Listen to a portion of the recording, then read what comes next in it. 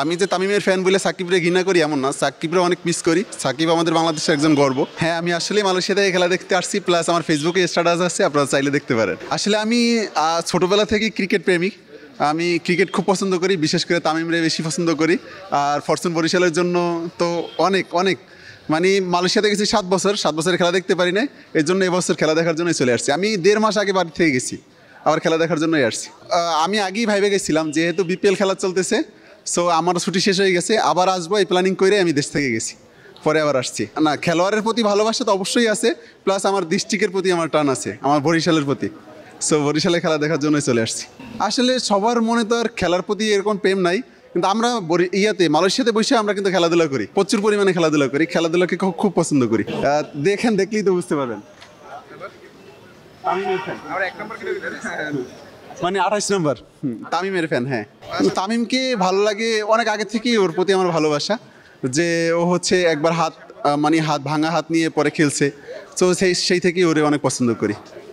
আসলে মালয়েশিয়া থেকে চলে আসছেন, কেউ কিছু বলেনি আসলে? না, পরিবার থেকে তো আসলে আমরা প্রবাস থেকে যখন আসি ওরা হচ্ছে একটা সারপ্রাইজ পায়, আর এবার তো আমি না বললেই চলে আসছি, একদম না বললে আইসা সারপ্রাইজ দিয়ে দিছি। আর তাদেরকে আগেও বলে গেছি, প্লাস আইসাও বলছি যে আমি খেলা দেখার জন্যই আসছি, ওরা অনেক খুশি হয়েছে।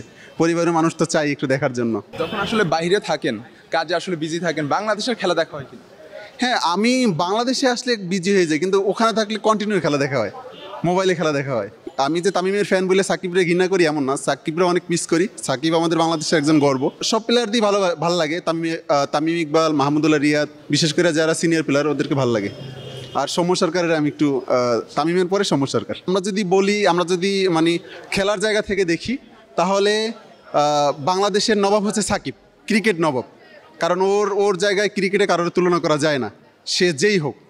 তো অবশ্যই সেই জায়গা থেকে অনেক মিস করি ওরে। তারে ভালোভাবে বিদায় দেওয়া উচিত ছিল। এইখানে আসলে খেলার ভিতরে রাজনীতিক ইস্যুটা না টানলেই ভালো হইতো।